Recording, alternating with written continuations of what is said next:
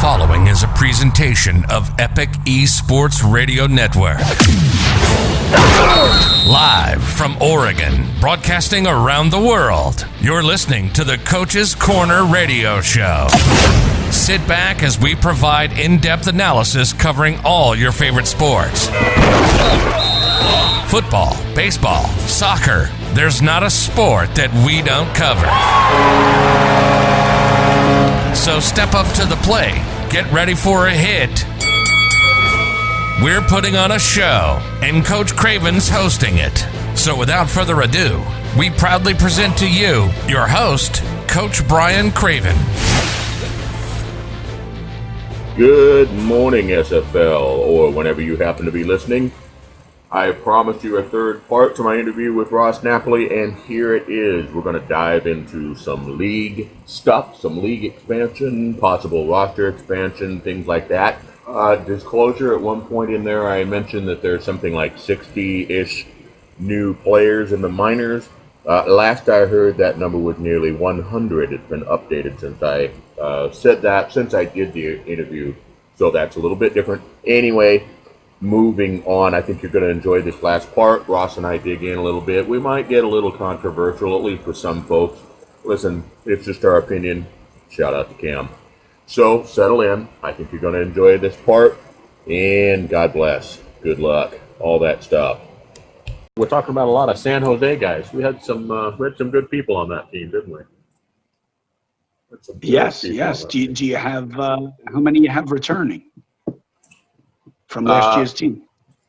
We have the two linebackers, Gary Clem and Devin King came back. Wow. We've got the two highest rated linebackers in the minors. So good luck running on us. Yeah. And Josh Santini at corner came back. Okay. Yep. And for a while, we thought we had Abraham, Isaac, and the fullback, who is now the running back for Chicago. And I'm not sure, he had kind of disappeared and then came back in. So I don't know. I know he had some stuff going on and things were kind of busy. But kudos to him, he's in the league. And then Abraham, don't know what happened. He's just gone. Don't know if he's out on the server, but he hasn't checked in or anything. None. But we got a few guys back, so that's kind of fun. Yeah, got some great guys. I've had contact with a couple. Yeah, we've got some great guys, new guys. I've got a guy that's part of and we're segueing into our next topic. We've got a guy that's going to be part of a expansion bid. He's in with somebody that's playing in the league right now. And on that note, let's talk about next season and expansion. As of right now, it sounds like they're looking at 2 more teams. Do you have thoughts on the matter? Yes.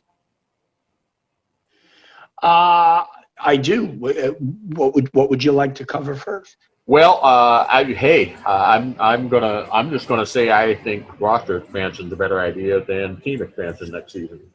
I think I understand why Cam and the league want to do team expansion, but by his own words, he said that team expansion takes more work and is more.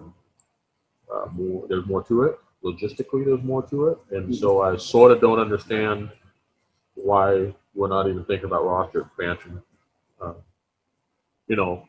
think they said there's 67 people in the minors right now. I think that number may have gone up. What in the world is the dog doing? He's just rolling around on the floor. Just for a second, I thought the dog had grabbed my socks and was running off with them. Sorry about that. And we picked up a few people since then, so I'm not sure what the numbers are. But, right. I don't know. I'd like to see 2 or 3 more people per team, and maybe that's the end right there. At that point, you're pretty full on teams. But anyway, that's just my quick initial thoughts are like, yeah, more teams, I don't know. But anyway, that's why I'm going with that. And I'm wondering what you're thinking. Well, I agree with you that I think roster expansion is important. Mm-hmm. I like the idea of team expansion because of the rules that we have. You know, I mean, everybody only stays with the team a year, Mm-hmm. and then you can make a decision, right? We don't have multi-year contracts. Right. We also have, with roster expansion, that helps certain positions. It doesn't help others. Mm-hmm. So there's also a reason why we had guys stay behind in the minors. Yeah. We had guys who did not want to play other positions. Mm-hmm. So obviously openings could happen on a team in the off season, right? With retention, you know, in certain Right. areas may not be as great as others. Right. But obviously with new teams, you know, it opens up that many more spots.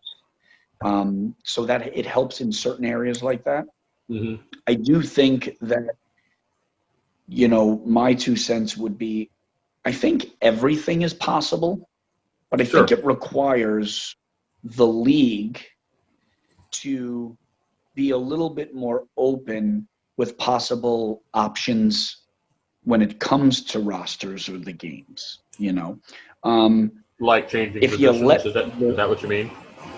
well, yeah, I mean, not only changing positions, but allowing the placement of people at certain positions Okay. once they're on your team. You know, maybe you know, allowing within the rules. If you're going to allow more people to be on the team, don't allow ratings per se to maybe control the depth chart. Allow Okay. teams, you know what I'm saying, to give more opportunity, right? So roster expansion would allow you to say, hey, you know, I am going to carry 2 running backs, Mm-hmm. but I'm not going to be locked into like the minors does it, rotated each week. You Right. know, maybe allow, you know, the second running back to then become the fullback in 2 running back sets, or, you know, like almost like placement in Sure. formation in the game a little bit, Mm-hmm. picking and choosing, you know, the amount of wide receivers and tight ends and where they get to be placed on a week-to-week basis. If somebody is outperforming or you see something in Sims, be able to say, all right, let's move this guy to the number 2. Let me make this guy my kick return. I mean, listen, I understand it opens up Pandora's box for the league. Ooh, sure. But when you're expanding, it's going to have these ripple effects, Mm-hmm.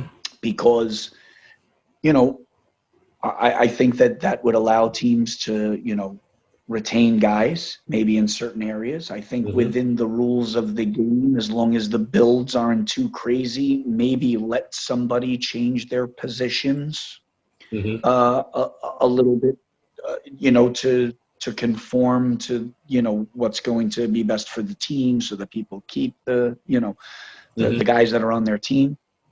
Because what's going to happen is this, you know, if you don't expand rosters, I mean, we went through it last year, right? I mean, I believe there was 4 teams that retained everybody that they Yeah. wanted to, and Yeah. filled positions with the free agency, Yeah. and they didn't pick until the supplemental rounds. Mm-hmm. So if you don't expand rosters, then what is the draft for? Because Right. if there's not going to be a spot to add a guy, why are you holding a draft? You know, the Right. only thing that you would do is if you had enough guys to fill a couple of teams, well, then what? Every year you're just going to expand 2 more teams, and then only those 2 teams are going to draft all the new guys. Otherwise, you're going to be having guys not re-sign with a team, and then maybe no one else offers them a free agent contract, and then they're just Mm-hmm. sitting out there. Mm-hmm. Because then you've got the draft. I mean, we already went to 20 players now, right? Yeah. Let's play devil's advocate and say everyone's happy with their rosters. Mm-hmm. But if everybody wants to return to their teams, Right. What does that do for the 60-something guys that are in the minors? Oh, yeah, we're going to have 2 more teams, so 40 more guys are going to get a roster. Still going to have 20 guys that aren't drafted, and everybody else stayed the same. You lose the intrigue of the draft. You know, I mean, this year's was a big deal because there was roster expansion. We had a lot of guys in the minors. You know, so I'm sure the league is working on this stuff. You know, this is I'm giving my opinions based on the fact that I don't know what their plan is, but that's why I would almost assume that both should happen. I believe you're going to have roster expansion as well as team expansion. Otherwise, you're going to have a lot of teams not picking. You know, I mean, you can speak from your team. I mean, I'm sure you're hoping to retain almost or all of your team, correct? I mean, most teams want to. Unless we've got people blowing smoke, everybody on our team talks about coming back. Like every single player. Right. But that's what I'm saying. So, yeah, sure. So there you go. So if there's no roster expansion, Lone Star will not be participating in the draft this year. How many more teams will be like that? Right. Well, Sioux Falls. I mean, Sioux Falls hangs on to their guys. Sioux Falls they're rolling. They've been holding on to their guys for a while. They've got a big group of guys that have been there a long time. So. Well, sure, Sioux Falls. I believe Chicago didn't make a pick until the supplemental rounds last year, right? I believe it was Chicago, Sioux Falls. I think there was 4 teams that didn't pick until the supplemental rounds. Eddie Gage, I think he signed some people in free agency, and so he was at 17 when the draft. And then maybe Carolina. Maybe Carolina. But yeah, you're right. If more of that happens.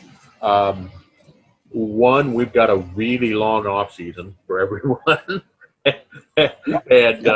and we've got a kind of underwhelming draft. So, right, exactly, because you're going to have more guys that need a place to go and not a place for them. Yeah, you know. So, yeah. And I know currently right now, from what I understand going into last year, that they're capping people, right, as you can only play 2 years in the minors with the player that you've created, right?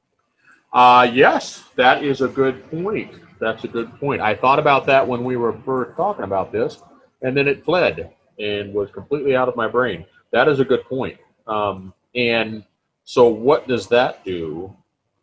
What does that do for those guys? I could see some resentment. Let's say you're Devin King, and you've been in there 2 seasons, and you've been building this guy. You've got a pretty good thing going, and just for whatever reason, nobody needs a linebacker. I mean, Lone Star can't pick him up. We got 3 linebackers. We're not running 4. So, let's say everybody else is in that spot. And now Devin's sitting here going, oh, cool, I get to start over with Devin King Jr. or whatever. Thanks. Right. Thanks for nothing. Well, but here's the deal, right? With no roster expansion, what is Devin King changing to? There's no spot to go to. I don't care what position you're going to. We're going to have a draft full of offensive linemen and punters. That's going to be the only thing that's available. Yeah. Yeah. So I'm sure they're working on it. I'm sure they're working on it. Yeah, if we add it, and that brings up, it's related to this, as I'm sure you recall, with the supplemental, if you were picked at a position that wasn't, let's say you're playing offensive line and that wasn't something you wanted to play, you can move. You can change this year. And that may upset the apple cart a little bit and have some weird things happen. On the one hand, it might create openings, but where's it creating openings? It's probably creating openings that positions people aren't as interested in. And again, you're sitting there looking at people that are stuck for lack of a better word, they're stuck in the minors. So, well, sure, because big decisions have to be made, right? According to the rules right now, with the way that I understand them, is that it was going to be a 1 year off, right? So there were guys that we all approached during the draft to play a secondary position, but you were allowed to still as you were progressing your primary guy from the minors. Yep. And then at the end of this season, you were going to make a decision. Yep. Right? Are you going to stay with what you are, or are you going to go with the other thing? Now, clearly, you can't make that decision until you know you've got an offer on the table from somebody. Right. And secondary, what if you don't have an offer because there's no roster expansion to go to? Right. So you end up saying, well, the only thing that I can do is stay put it where I am. But ultimately, it's not a position you want to be playing. Right. What about all these guys who decided I'll be an offensive lineman for a year because I could still bank my running back, or I could bank my tight end or my defensive back? Yeah. But there's no spot to go to. Yeah. So now you're telling these guys, well, unless you want to retire and start over again, you're an offensive lineman forever. Right. You know, I don't know how many people will want to continue to pay their membership for that. No. And on the subject, you know, we'll talk about offensive linemen a lot because that's the position that a lot of that has happened. Teams wanted offensive linemen. I remember chatting with somebody that they said they didn't think there were enough people that wanted to play offensive line. They were concerned about being able to draft to even get to 20 players. Sure. So teams wanted to get some offensive linemen, but. And you know that I coached high school football for 20 years. I had that conversation every year. Everybody wanted to carry the ball, and every year I had to have some conversation with a, 5'9", 260-pound kid that couldn't run. That's like, listen, son, do you want to be a starting guard, or do you want to be my ninth string running back? And the kid's like, ninth string? You've got 4. Like, yeah, exactly, son. I'm never going to be able to give you the ball. Do you want to play or not? Well, high school, or any live team, you're still doing something. You're hitting people. You're getting in the game. You're getting kudos. Virtual reality, the video game, playing offensive line. If you don't have something else you're doing in the league, I can see it not being a very popular position, and I understand. So, but look at this too, right? Look at right now. I mean, we all get to see the rookie check-ins and stuff for some of these other guys that weren't in there. Mm-hmm. How many owners are creating an offensive lineman because you're allowed to have one now? Yeah. Right. So you're allowed to have one, and I think they know there's not going to be a big pool of people wanting to play offensive line. So if you want to have offensive linemen, that's the way you got to do it. So. Well, right, exactly. And so, but what happens is unless you make an exemption for those players, which they may or may not have, this is the part I'm a little unclear of. So I'm not going to trash the idea, but if they count as a roster spot, well, that's not good. If 22 owners create an offensive lineman because that's what they want to have, but you're still only allowed to have 20 on your roster, and counting that guy as a 20, you've just eliminated 22 paying customers. Yeah, you did. So, which I'm sure there may be exemptions to that stuff, or, depending on how you do it. Like, I know you can't have multiple people, right? So, there's got to be ways around it. But I think it's something that, I'm sure the league is working on, because that for as great as a draft experience it was last year, certain things were a little bit of a dumpster fire. Let's face it. I mean, there were rules. I mean, let's just say what it was. I mean, between rounds 1 to 2 and rounds 2 to 3, rules were changed. They were passing rules and changing stuff on the fly during the draft. Yeah. They had to adapt, and Of course. But but you know what it is, and I believe there were some owners, because I've spoken to a couple of people in the front office, just, people around the league. It's not that they didn't know that you needed to make those changes, but it's screwed with your planning, right? You've had a plan. Yeah. You were going at it a certain way. Yeah. You passed on certain things because I was expecting to be able to do this in the draft. You had a draft plan and a draft board based on the fact of I could only choose from this Right. through this round. Now you've got guys who already made selections. Now you're telling them starting tomorrow, oh, now we're going to change when you could pick a secondary position. It's like, wait a minute, maybe I wouldn't have made my first pick the way that I did. Yeah. You know, so I agree that the league had to do it on the fly. I'm just saying that I think it kind of jumbled the way the whole thing went. I thought the presentation of it was great. I loved being part of it. I think all you guys on the panels, the way it was on TV, it was fantastic. I mean, I wouldn't change a thing.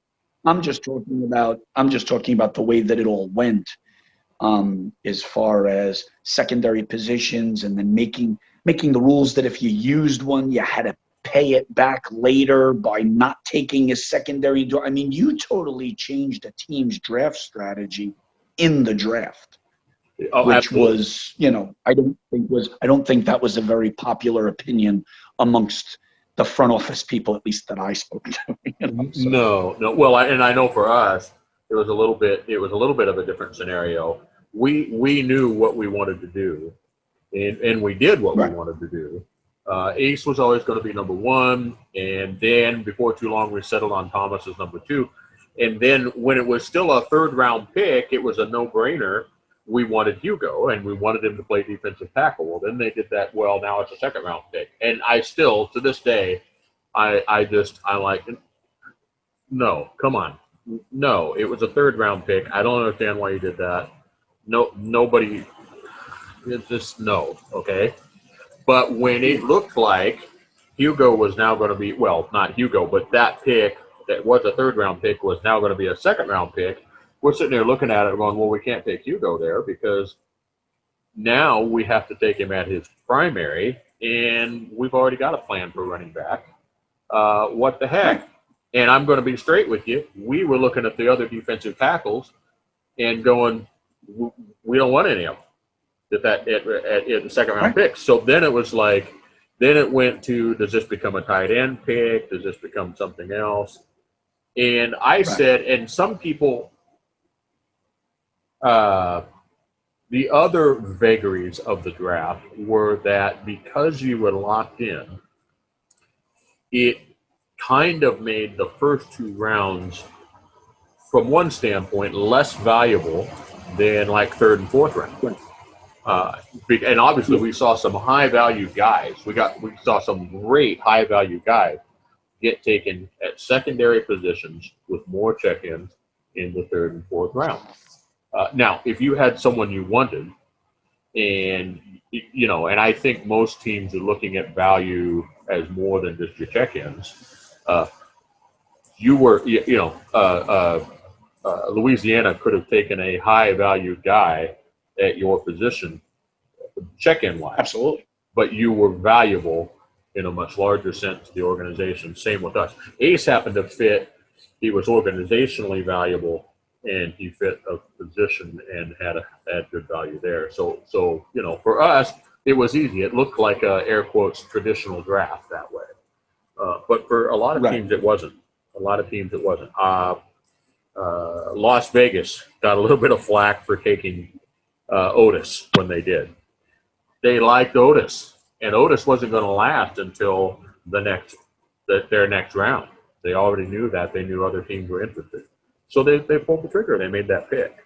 But there was some – it's okay for us. I feel like it's okay for us to acknowledge that there were maybe some hiccups and missteps along the way while still at the same time saying, hey, you know, you did a great job. And one of the tests of leadership, in this case Cam's leadership, is how well do they handle the chaos. Handled it pretty well.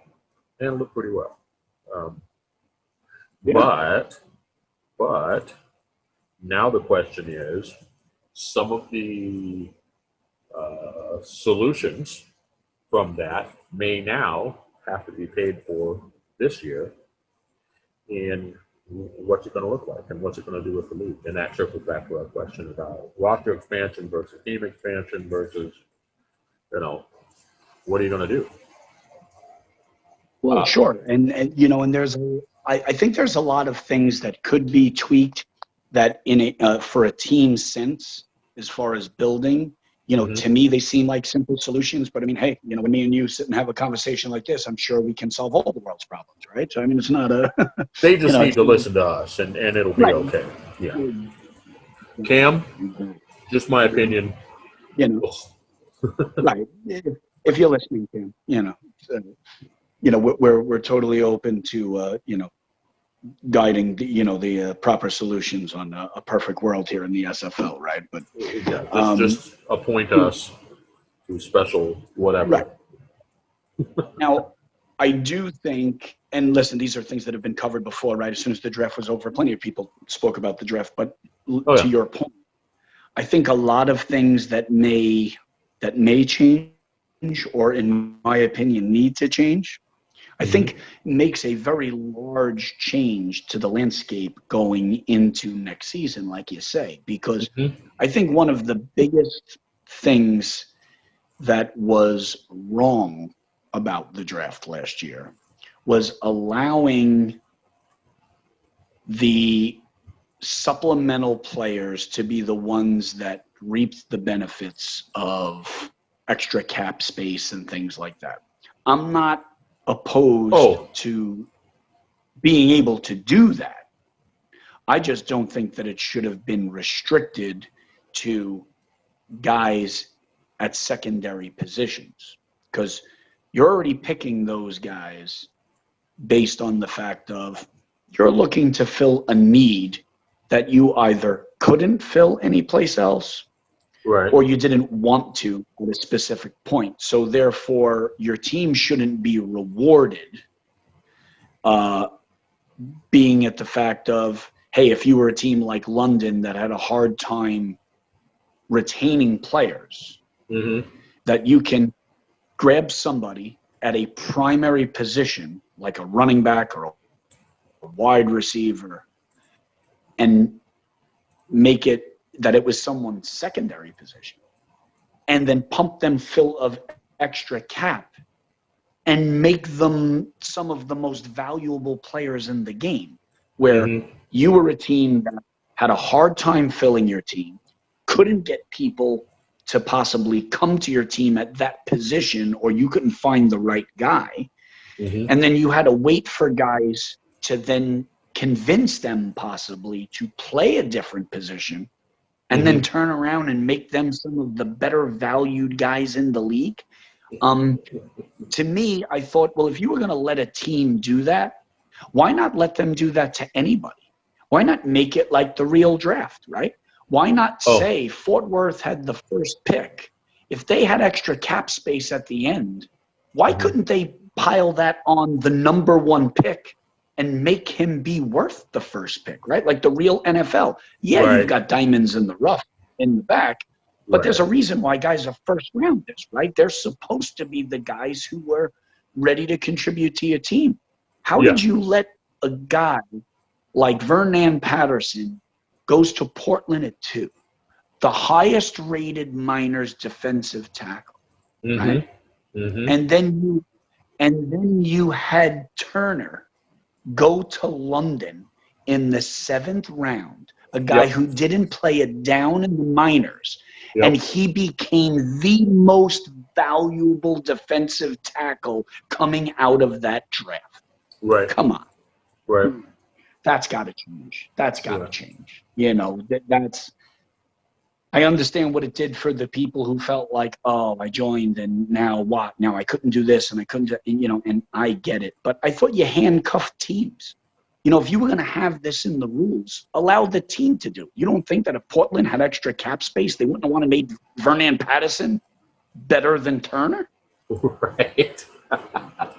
No, I hear you. Well, and now you're venturing into something. You're venturing into something that kind of been a pet peeve of mine for a while. So we're going to roll with it.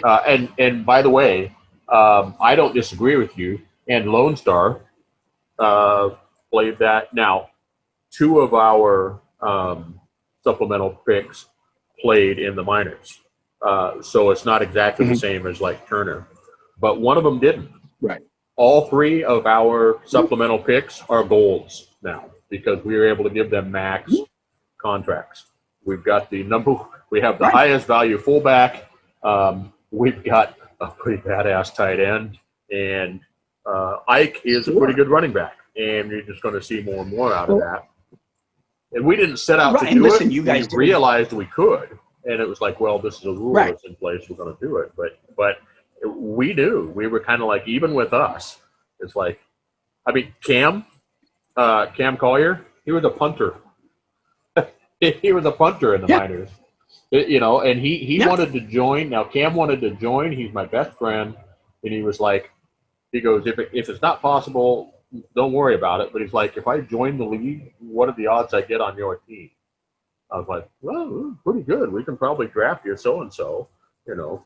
I was like, at this point when you come in, you're going to be a punter or an offensive lineman. And he's like, well, what should I be? And I was like, be a punter. Nobody's going to draft a punter. I said, if you're an offensive lineman, you're likely to get drafted. Sure. And then we pluck him, make him a fullback, give him a fat contract.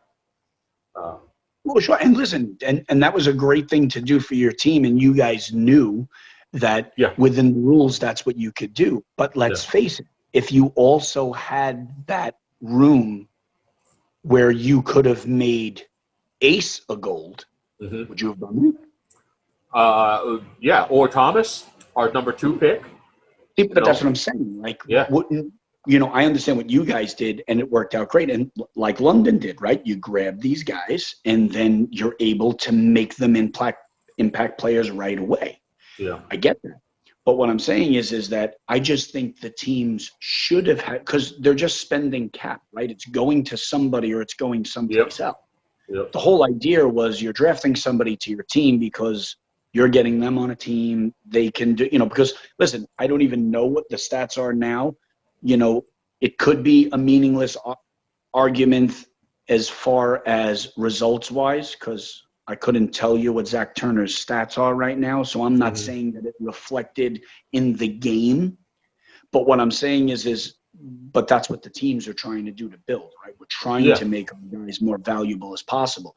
So if you're giving us the leeway to be able to spend the money to improve a player, I think a team should have the option to do it anywhere, because you can do it in free agency, can't you? Well, you can't. I mean, like, you can't just dump it all on everybody, but I mean, there's a way to upgrade somebody. Why?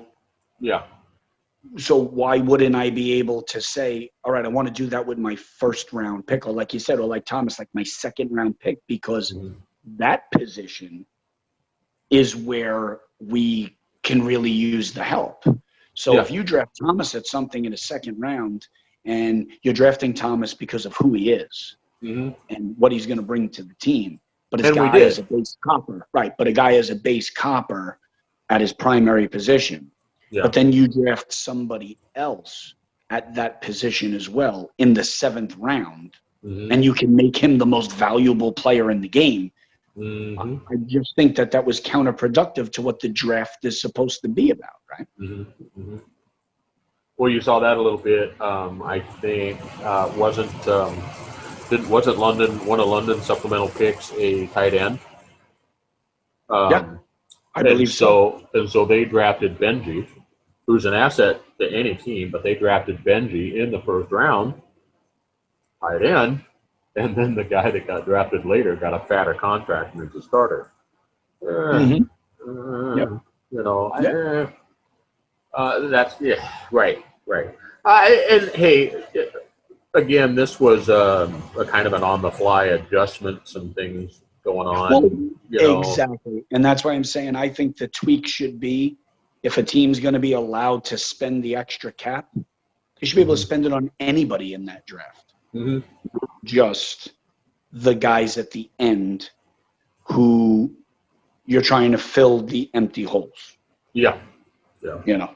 That's all I'm saying. I'm not knocking the rule. I'm knocking the way that it went in, because, you know, like you said, if you were able to spend it on other guys, it doesn't mean you wouldn't have spent it the way that you guys did. You may have been perfectly happy with the builds of Ace and Thomas coming out the way that they were.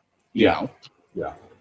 But and that was another thing too. Like, I understand the production side of it, because I've asked Cam, like, what is the benefit to the league or the players that somebody in the first round or the first 2 rounds has to be drafted at their primary position. Like, what is the advantage to that? Right. And I understand for them, it's production issues, right? Like, and Cam made a very good point. Listen, like, your name gets called. I'm going to want to show some clips, some cuts of your guy. Now, if you're a defensive tackle and you're getting drafted and you're the 10th pick in the draft and your name gets called, but they draft you at a quarterback, and now we're showing highlights of you as a 300-pound lineman tackling somebody, that's not good production. And I get that. I do. But okay. on the reverse side of it, why not allow the teams to build the way that they want? I totally get telling somebody, hey, create secondary positions. But now if a guy created 3 secondaries and he's got a primary, if you're the guy an organization wants, why not allow that organization to pick which one of those 4 I can best use you at in any round?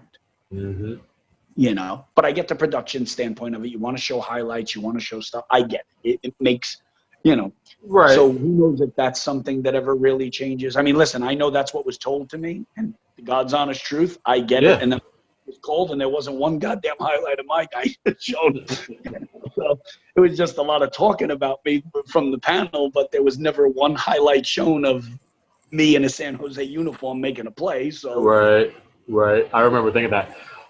It's funny you say that because I remember having a conversation with Cam. Dave and I got in a call with him, and we were talking about the and I don't know how he knew we wanted to draft Hugo with our 3rd pick, but he did. And he would talk about making trades, doing some of the things like that. And I said, Cam, nobody's going to want to trade for our number 2 pick because it's not as valuable as the 3rd round pick.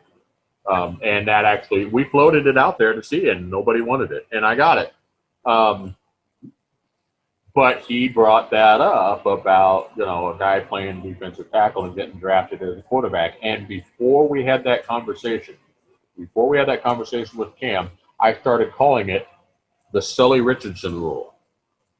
You know who Sully Richardson is, right? Yep. Quarterback for Carolina. I remember when I joined the league, I went back and I watched some of the draft videos, and Sully Richardson got drafted at quarterback, and everybody on the panel went, what? Because he'd been a defensive end or a defensive tackle, and then they had the rookie showcase. And so I was calling it the Sully Richardson rule right from the start. And then Cam gives that example, and I was like, I was right for once. So I get it from the highlight standpoint, but to me that's almost a stepping over dollars to pick up pennies type of thing. It's like, you want to have highlights, so we're going to handicap the league basically. I don't know. And I'm hoping maybe there are more things on a production standpoint, because you brought up a good point too. From what I know from people in the front office that I've talked to, a couple of GMs that I've become friends with, and even a couple of owners that I've spoken to, no one was happy with the fact of, like, when teams weren't picking, that the whole order moved up. So you were jumping into rounds, like you said, and all of a sudden you're losing a valuable pick because you want to use your 3rd round pick on something, but now your 3rd round pick just became a 2nd round. And now it's like, well, this hurts us. Yeah. Hopefully, maybe moving forward, I never understood why, all right, if you only have 16 people picking in round 1, after 16 picks, round 1's over. But I understand that they were saying, but we're trying to fill TV time. Well, I get that, but you want to know what? So then maybe going into the draft, maybe this year, if the draft is going to be very similar, maybe not moving teams up, but planning more things on a production standpoint to fill that TV time. Maybe knowing if we don't have 5 teams drafting in round 1 because they've retained them stuff or whatever, that you say to yourself, all right, well, we're giving X amount of minutes.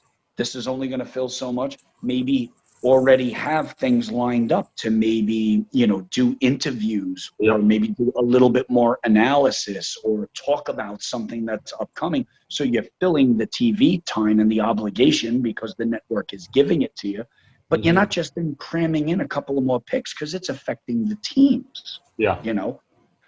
Otherwise, move them up in the day, but still call them what they are. All right, the first 16 picks are round 1. Pick 17, it's starting round 2, and round 2's rules apply, whatever they are. I mean, maybe that's another route to go. Well, yeah. To me, I was looking at. I was thinking about the Rule 5 draft in baseball. Yep. I think that's how they do it. If you forfeit, bypass, whatever, or don't have room for it. Your pick is just gone. It's not a thing. And when you've gone through all the teams, whether they pick or not, now it's the next round. And teams that still have picks can pick, and teams that don't. And for me, that was a pretty simple thing, but it's fun. And I do have faith. I have faith that long term. Things are going to work. We're evolving. The league's evolving, and we grew. We had explosive growth last year, and they had to make some adjustments on the fly. It's going to be smoother. Yeah.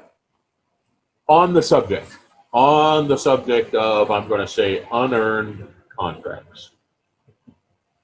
Okay. This has been a pet project of mine for a while. Now, full disclosure, Lone Star has benefited from these contracts. We have at least 3 players. What is your take? And it sort of affects you guys. It does affect you guys. And there was a bit of a kerfuffle over it, and I get it.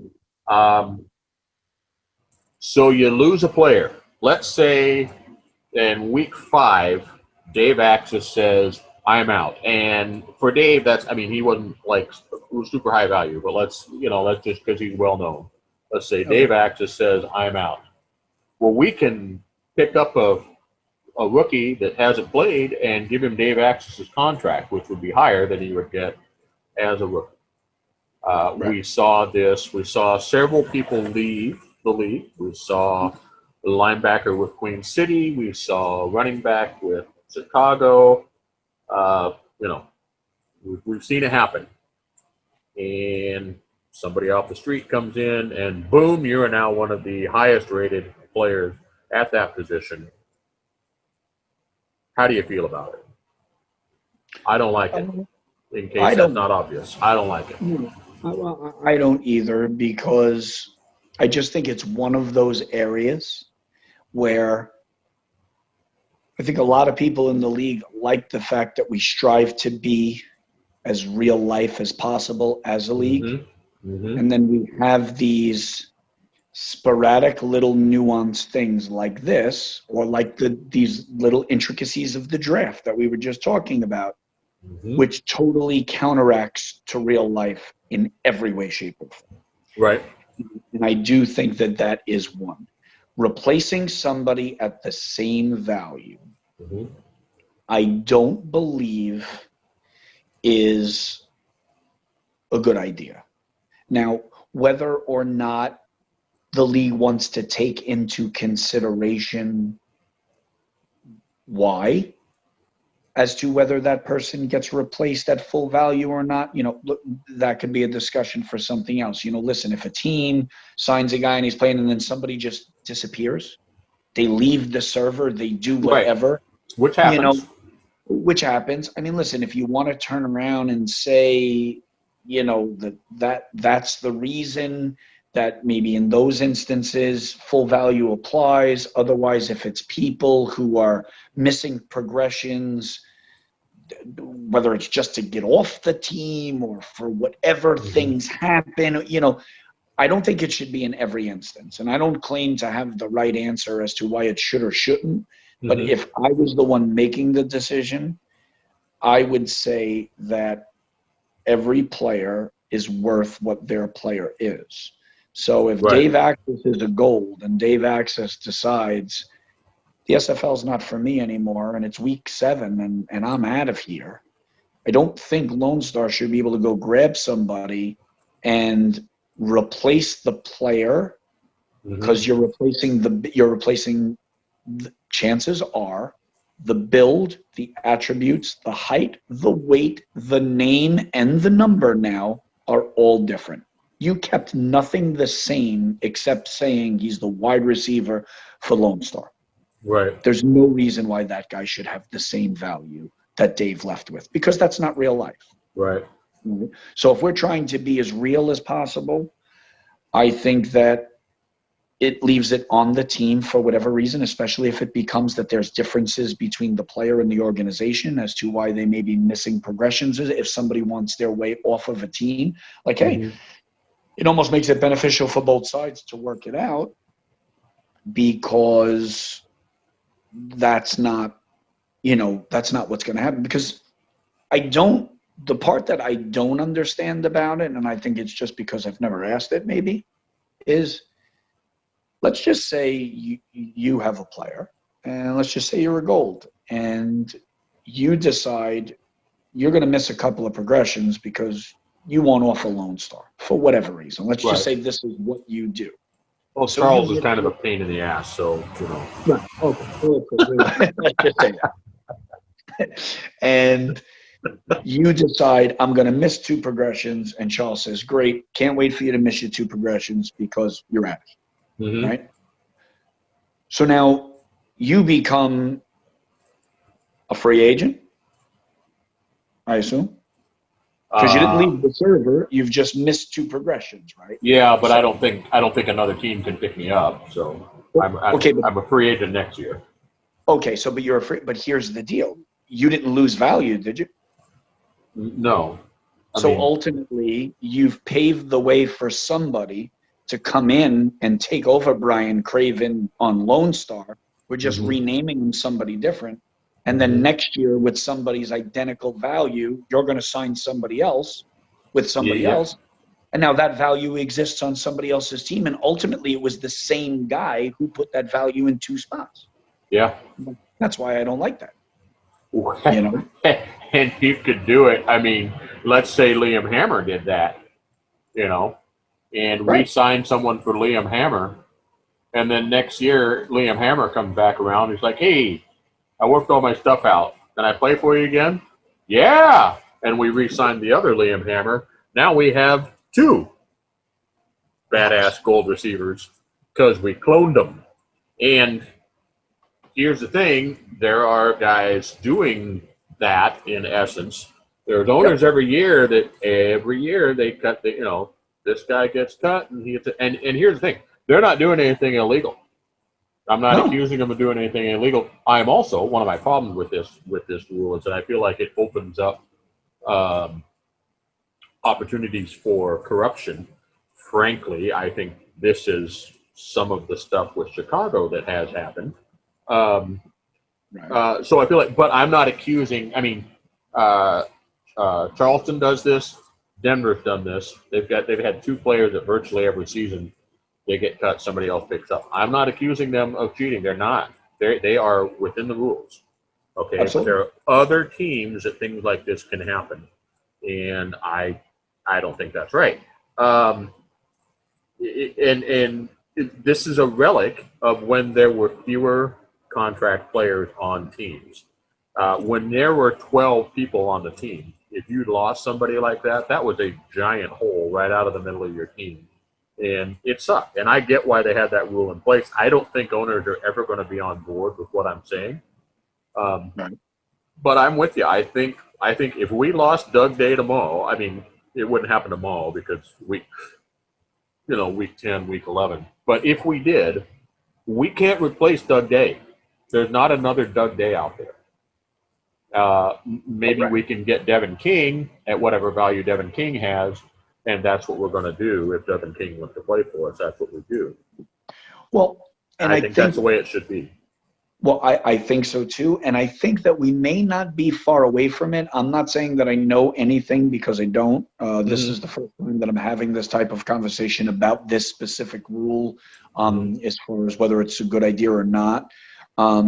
So I don't know anything that may be going on behind the scenes, but I could only imagine that we could be getting close to the fact of maybe that rule changes for the simple fact of look at the way they're changing progression in the minors from last year to this year. Mm-hmm. Right. That's a good point. We were having that conversation off air before we started in regards to how the minors were going, where as a minors player for me joining last year, I actually joined after the progression cutoff, Right. which was, I believe, April 1st last year when I joined. So, but last season. So what happened is everybody who signed prior to that, they were adding a little bit of progression to their players, and then it stopped. Mm-hmm. Then we played the entire minor season and we checked in. Mm-hmm. And then those check-ins were allowed to be allotted after you were drafted. Mm-hmm. Where now, guys were able to literally progress, put progressions in through this whole time, right? It's going to end within a week from now, mm-hmm. so that the new season can go. And then they're going to be able to progress through the minors season. Mm-hmm. So they're going to be more attractive builds on draft day. They are going to be higher valued players on draft day. Yeah. And then leaving the draft as undrafted free agents. They're going to be higher value than people were last season. Mm-hmm. So I think that may be a step closer to changing that rule, because you could get somebody, you know, maybe you could have a bunch of guys. The way it looks right now, I believe you could get guys almost right outside of being a base silver mm-hmm. at leaving the minors. Mm-hmm. So, you know, that's a better thing to say, well, all right, I'm losing a gold wide receiver, but here's a guy that's in the minors that didn't get drafted, and this guy's already almost at base silver, where I get him in here in a couple of weeks, I can virtually get him pretty close to what I'm losing, you know? And I think that's more realistic to what football is than saying, oh, we're losing this guy and anybody can step in and just become that. Right. You know, because that's not, you know, that's not, we're seeing it right now. Are the Giants going to have somebody step in and be Saquon Barkley this week? Nope. Right. The guy's out for the year. You know, and then plenty of others that are happening in the NFL. It doesn't mean the guy taking his place next week is that guy. Right. And so, you know, if we want to be realistic, I agree with you that is one rule that they could find a better way of going about the replacement. Yeah. Well, and I've said this many times. There are people who talk about realism when it benefits them, and then they throw it out the window when it doesn't. We'll make things as realistic as possible, but this is still not real, and I think there needs to be some practical applications as well. And maybe that's the argument some of them would make for continuing as is, but I just don't think I don't think there's a good argument for it. And I just think it'd be fun too. I think it'd be fun too. Listen, I don't want to take anything away from some of these guys that have done this. Heck, my son that I never knew I wanted, Liam Hammer, comes in last season and has an amazing stretch after getting signed. Well, it was fun, but they're all, oh, the rookie has exploded. I'm like, the rookie? He took over for a vet. You know, it's like, no, come on. Be intellectually honest. And here's another thing too, right? To fill that position, it doesn't even have to be somebody who's at that position. I know. You know, so, you know, so let's just say, again, like you said, let's just say it was Liam Hammer for you this year. Let's just say it was a couple of weeks ago, and Liam Hammer is, you know, he's gone. Dave Access is gone. Yeah. You can go to somebody in the minors right now who's building a 360-pound defensive tackle and go, hey, want to be a number one wide receiver? Sure. Yeah. Who says no to that? Not very many people say no to that. But we can't do that in the draft. Yeah.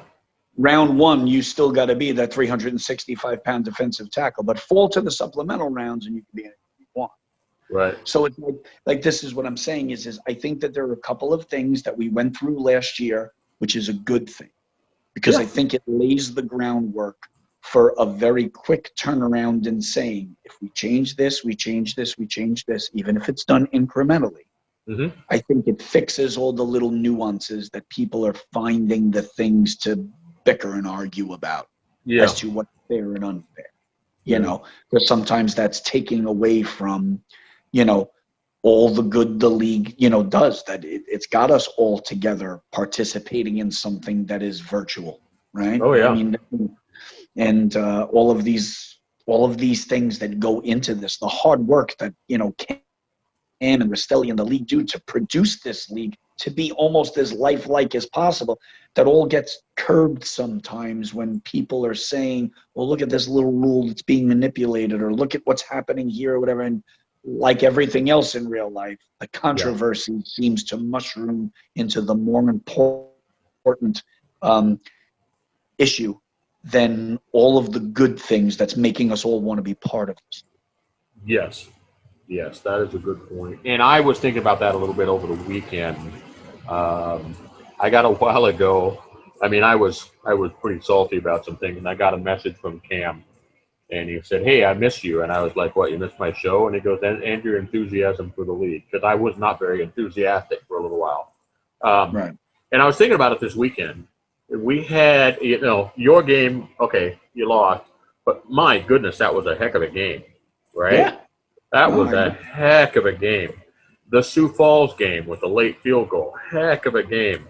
The Mexico City game with them coming back and Montague getting 2 touchdowns in the fourth quarter, or third and fourth quarter, regardless, second half.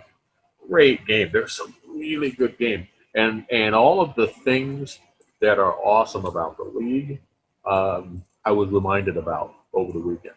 And the league is still pretty awesome. And I think sometimes when it's easy to lose sight of those things. So it's important to acknowledge them, and also I think it's okay to be talking about ways that you think improvements can be made at the same time. But don't lose sight of what brought us here and the enthusiasm we had when we first came in.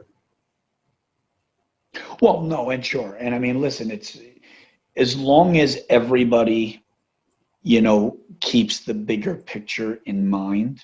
Mm-hmm. And when I say everybody, I guess it's the people that want to have a hand in either change or the direction of the league. I mean, as just somebody who's a player in the game, if you love just being part of the league and chatting and doing all that stuff and watching the great, you know, that's great. And then you keep at that, and that's what helps make the league move, right?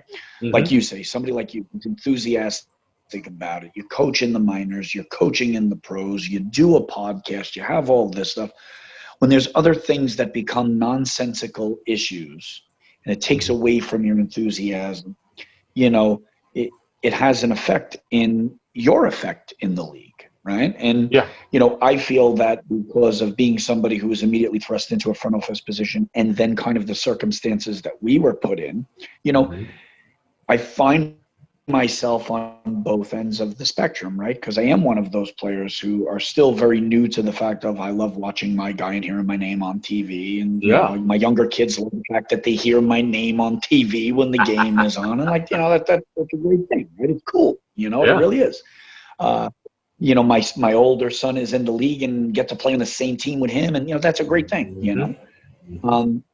But so like what we were just talking about, and again, I'm you know, it's behind us, and I'm not going to go into the whole scandal that we went through, but I was on both sides of that because we just talked about replacing players and stuff. And, you know, I was in as a front office member on the conversations of what to do with the value of our player when we were doing it. So back to the credit of what you were saying, to credit to your argument, is I argued for the most value that we could have because I'm working within the confines of the rules, right? It's not a rule that I agree with.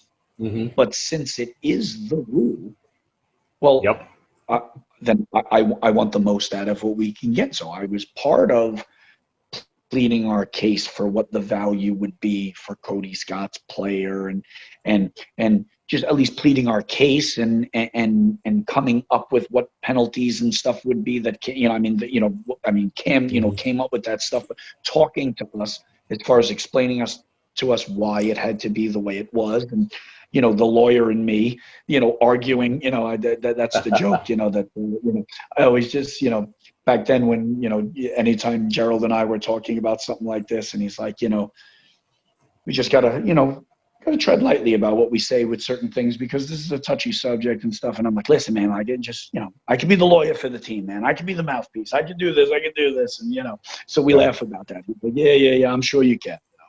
And so, you know, I had conversations with Cam about it, you know, and pleading our case within the confines of the rule. Mm-hmm. And so I get that. I get people wanting what's there. So, you know, and I could understand why it's attractive to maybe somebody in the minors who gets approached with such a deal. Who wouldn't want to? You know, I had a guy on my minors roster who ended up jumping out of the minors to go be the kicker for Tulsa because it was offered. I get it. Yeah. You know, you'd ask my opinion about certain things. You know, I lost, I want to say it was either 3 or 4 guys off of my minors team ended up being the guys that went to the pros to fill positions. Yeah. I spoke to every one of them. I laid out, you know, they had asked me, you know, different things. And, you know, I recruited one because Robo was my tight end in Salt Lake City. And then he was the one that ultimately we brought to Louisiana. But I had one of my players ended up signing with London because they needed to fill somebody. One of my players signed with Tulsa to be the kicker. And there may be a 4th that's escaping me right now, or it was only the 3 of them. But again, like having the conversations with these guys about the ins and the outs of only what I know so far. Like I was reminding these guys, they're like, you know, because, you know, these new guys coming into the league, they're viewing me, I'm your head coach. And I'm like, guys, I was you like a couple of months ago, you know. I mean, I'm gonna give you the advice that I can give you or what I know. But I mean, listen, guys, I was the rookie last year too. You know, I was you. And, you know, would I have jumped at that opportunity? Maybe, you know, I mean, I don't know. You know, but it's the rule, right? It's the rule. So if you can, who wouldn't do it? You know, so I think maybe if you have to go by position, maybe it's a little bit different, right? You know, if you got to replace a wide receiver, well, you got to pick a wide receiver out of the minors. Yeah. You know, maybe that's even a way to go. Like, guys are already created, right? So just like the NFL, I mean, Saquon Barkley just went down. They're not going to the free agent wire and picking up a defensive lineman to be a running back. No, you're not. You know, so if, you know, let's try to keep the realism, and maybe it even straightens out some of these other little nuances and prevents some of these things people were worried about, you know, guys who are quarterbacks in the minors who may not have a spot to go to this year. Yeah. You know? Because, I mean, potentially 7 of them, you know. Yeah, because you're going to have 2 new teams. They're going to need quarterbacks. And then who knows how many of the 22 starters right now are not going to return to their teams and still have a quarterback job. So, you know, we already know that, like you said, there's going to be 7 guys right there who will most likely be playing a secondary position somewhere. Yeah. You know? Oh, yeah. Yeah, I think if I were a betting man, if you held my feet to the fire, I'd think that most there are 2 more veteran quarterbacks that maybe just aren't going to return to the league. And, you know, I don't know. I'm just saying, if you made me guess. You know, and I've got my reasons for thinking who they might be. But, at best, if that happens, you're talking about 4 quarterback spots. So the guys got to be able to play secondary positions. Right, because don't forget something now. How many quarterbacks from last year's minors are currently playing secondary positions in the pros who get a choice whether they want to be a quarterback again? And they've already established themselves in the league as pros right now. Mm-hmm. And maybe they're somebody's first option because they've been banking and progressing this year. So now their quarterbacks from last year are going to be even better value-wise. They may have established themselves Right. in the league as other members or whatever and stuff. Any owner or GM out there would probably want that guy before maybe one of the rookies coming out if, 100%. you Yeah. don't know about this. You know what I'm saying? So, I mean, it really becomes a tight window. Yeah, it does.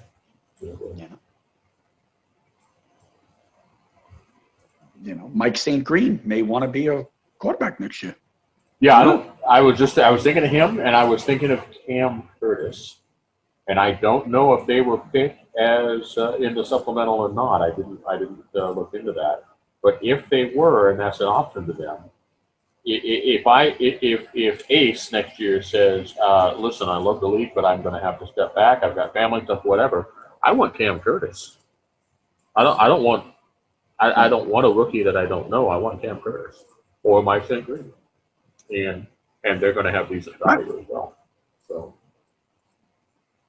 Well, of course, and that's what I'm saying. So those guys are going to have that choice no matter what, because they're going to have to make that decision at the end of this season regardless. Because the league's going to ask them, okay, well, are you going to try to be a quarterback again, or are you staying at your position? Because that's how it was kind of laid out. Like in this offseason, you're going to have to choose which path you're going for.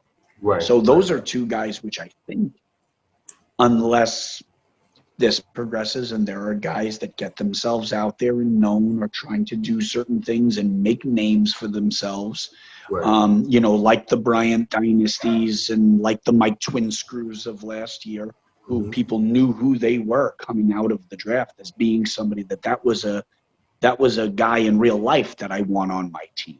Yeah. If these minors guys don't rate themselves like that, well, there's still a handful of them right now that have that choice in the pros to even change to that position. Mm-hmm. So, there's a lot of variables here going into that. So it's going to be interesting. Yes, there are. It's going to be a busy offseason. There's a lot of moving parts. It feels like more than there were last year. Whether or not that's actually true, we'll find out. Yep. Well, we have talked quite a bit. Is there anything you want to talk about? Did we gloss over any topics that you'd like to touch on?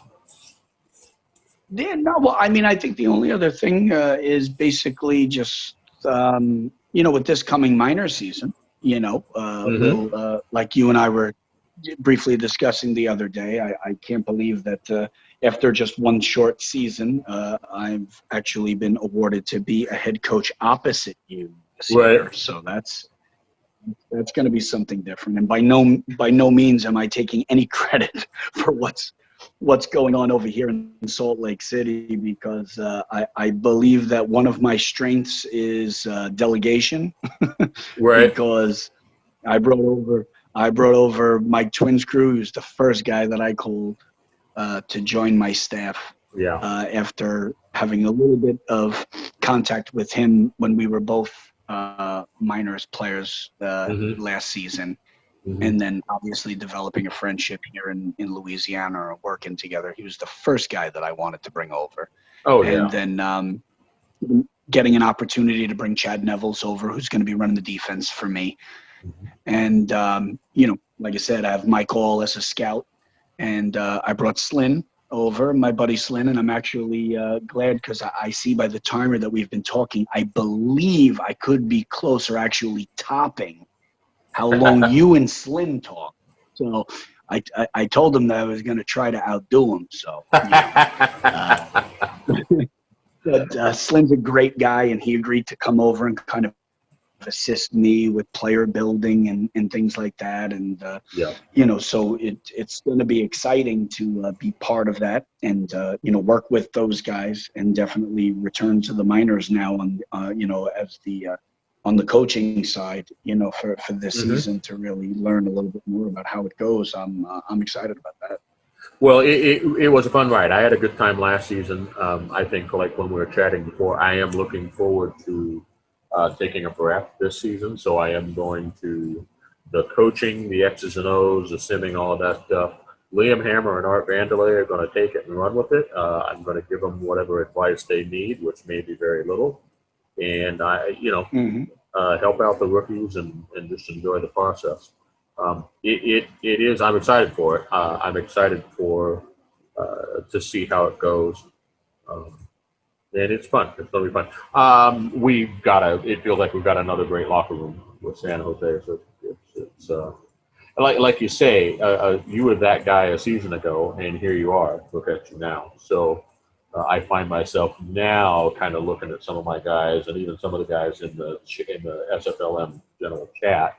I'm like, okay, that guy looks like next season's Mike Twinscrew or whatever. That's kind of a fun little thing to do. Sure, because so many guys that we had in San Jose really went on to do a lot of different things, and I've said it before in some in some chats, and I've even said it to you, but I have no problem saying it again, that it's really a testament to what you as an individual bring to the league. You were really helpful to us in that locker room, and you had a boatload of guys that were under you that have gone on to do things in this league in their first season. And there's not one of them that I haven't spoken to or about or whatever and stuff that doesn't credit the locker room and the kind of, the word they love to throw around in the NFL, right? Culture, right?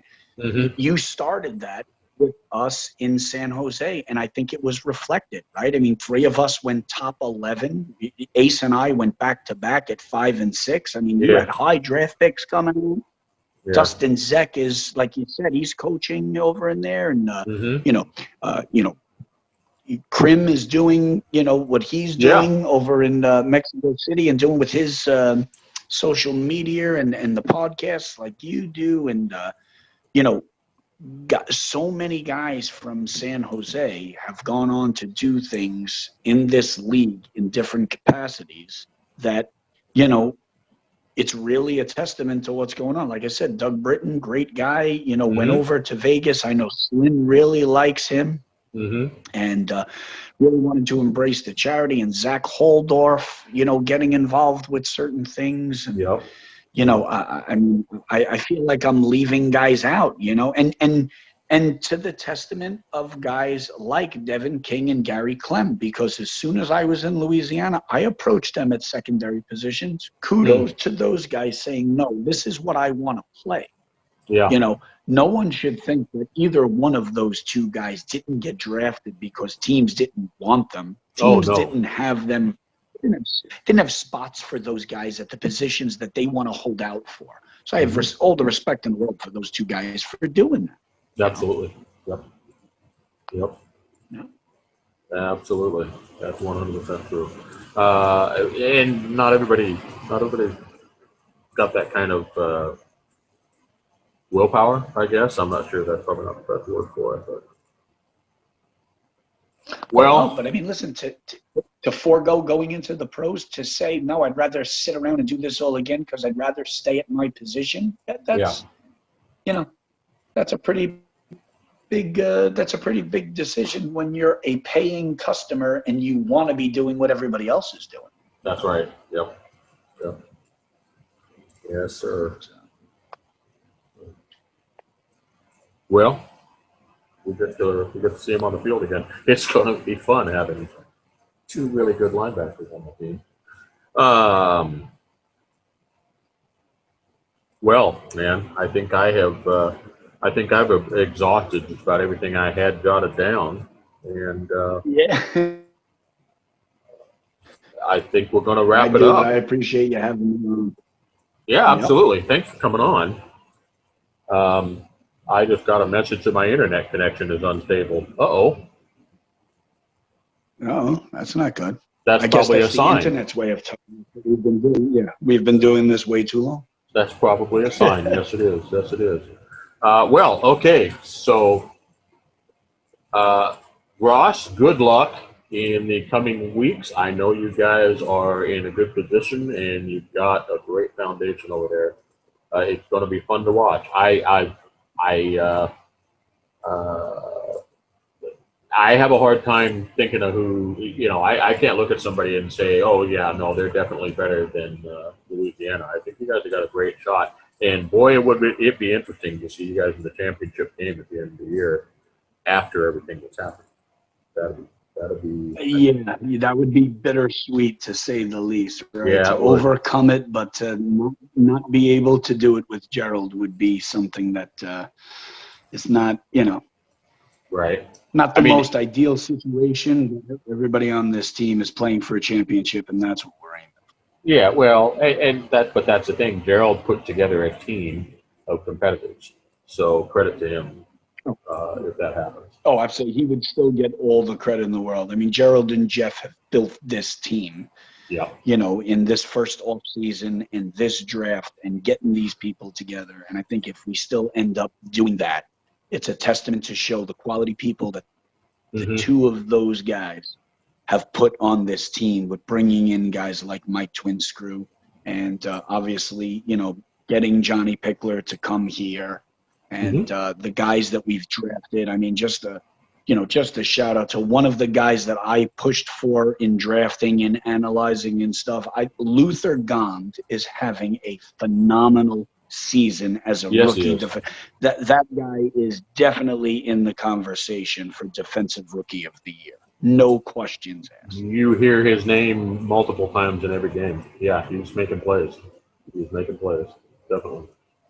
I believe, if I am not mistaken, he is tied for or one away for the franchise record in sacks as a rookie.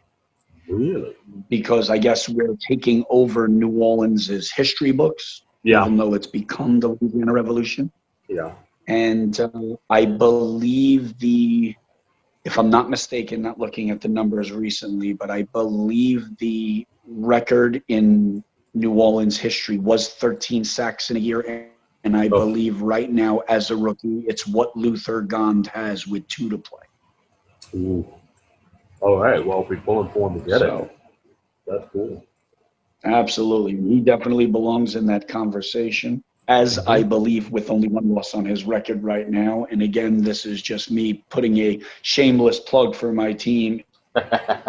We go on and do all of this. Mike Twinscrew better be talked about in the conversation of Coach of the Year. If we can go ahead and kind of win this thing out, or especially if we win a championship, for him to step in. And I mean, right now, he's got 1 loss on his record, and it's just last week in Fort Worth. So excellent job by some of these guys in their first year, and I couldn't be happier to be a part of it. 100%. Yep, absolutely. So, all right, bro. On that high note, our time together has come to an end. I want to thank all of you for listening to Coach's Corner, brought to you by Epic eSports. Good luck and God bless, my friends. You've been listening to the Coach's Corner podcast with Coach Brian Craven, an Epic Esports Radio Network exclusive. If you enjoyed today's show, tell a friend. Make sure never to miss an episode by subscribing to Epic Esports on YouTube or downloading on Spotify. Follow us on Twitter and Instagram, and be sure to enable all notifications so you never miss our newest content. Thank you for listening.